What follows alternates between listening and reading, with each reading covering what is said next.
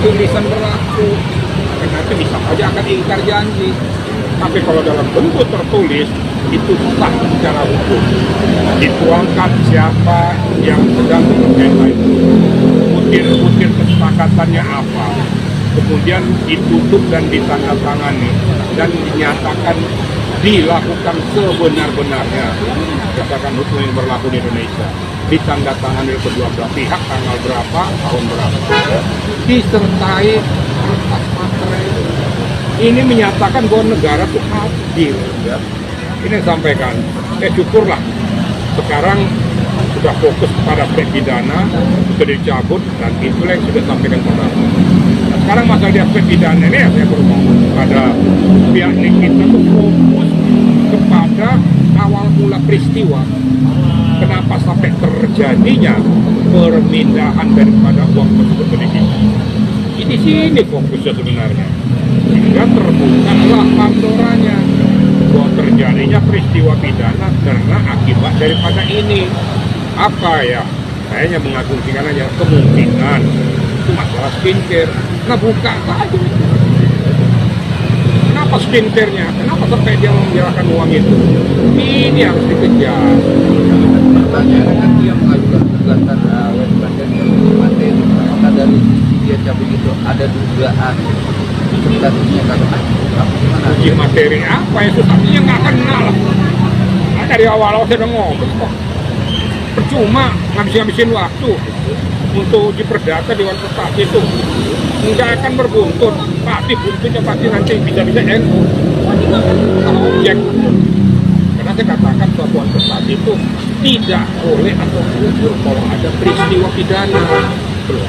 Ini harus dipahami kita semua, jangan main paksa ke dia. Masih lebih kenal lagi kalau dikatakan perbuatan melawan hukum. Kan Dewan Prestasi. Memang kesepakatan kita beli ondel-ondel.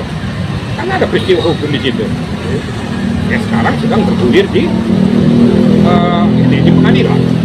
Itu yang saya katakan. Ya kita berdoa mudah-mudahan berjalan dengan baik. Ini kita diberikan penguatan. Secara pribadi saya kasihan ya. Dia punya anak sedang ada bermasalah lagi sekarang. Dan di pengadilan kemudian ada anaknya juga. Saya yakin sebagai manusia yang beriman dia pasti kepikiran semua. Ya. Bagaimanapun darah dagingnya semua.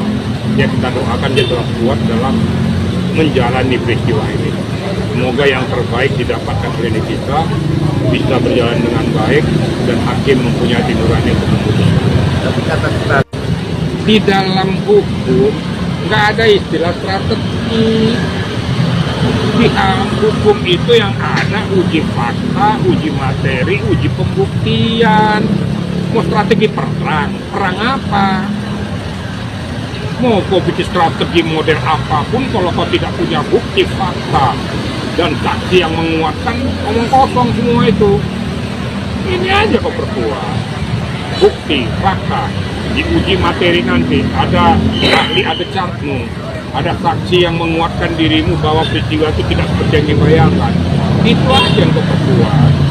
Ya mudah-mudahan dengan apa yang kau sampaikan ini bisa menjadi bahan masukan bagi JPU untuk melakukan tuntutannya. Ingat, ketika eksepsi sudah ditolak, berarti berjalan. Kalaupun anda itu salah, ya mudah-mudahan nggak meleset perkiraan saya. Masih sidang berlangsung, eksepsi ditolak, keputusan telah berjalan, saya yakin pasti lanjut. jadi intinya sudah proses sidang perdata itu sudah berjalan, sidang pidana sudah berjalan tanda kutip. Melihat di gugatan momen-momen Itu langkah bijak. Saya bilang salah, saya nggak menyalahkan dia. Itu adalah langkah bijak supaya jangan terpecah, supaya fokus saja kepada apa yang berjalan. Makanya kita berikan penguatan itu sehingga berjalannya persidangan. Kemudian dari pihak Reza juga, dia akan mempersiapkan diri untuk mengcounter apabila ada dari eksepsi. Nanti kan ada berkelanjutan.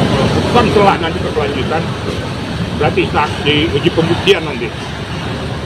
Dari saksi, dari Reza sendiri akan memberikan tanggapan dan jawaban tentang apa yang disampaikan oleh pihak daripada kita. Nah, mekanisme hukumnya seperti itu. Sehingga kita lihat Kalau dari awal saya sudah katakan aspek pidananya sudah jelas. Tapi ada menggiring-giring itu pencemaran, bukan aspek daripada pemerasan. Ini mengkaburkan masalah. Jangan dikaburkan masyarakat. Masyarakat sudah cerdas. Masyarakat boleh kebodoh-bodohin, tapi JPU kan harus dibodoh-bodohin. Kalau pencemaran tidak akan muncul, ada TPPU. Jelas ini ya. TPPU itu karena ada pidana asalnya, yaitu tadi memperkaya diri sendiri baik sebagian maupun seluruhnya dengan cara melakukan perbuatan tindak pidana untuk merugikan orang lain, untuk dimiliki. Nah ini TPPU bukan hasil jeripayanya, tapi hasil daripada kejahatan. Itu kira-kira ya.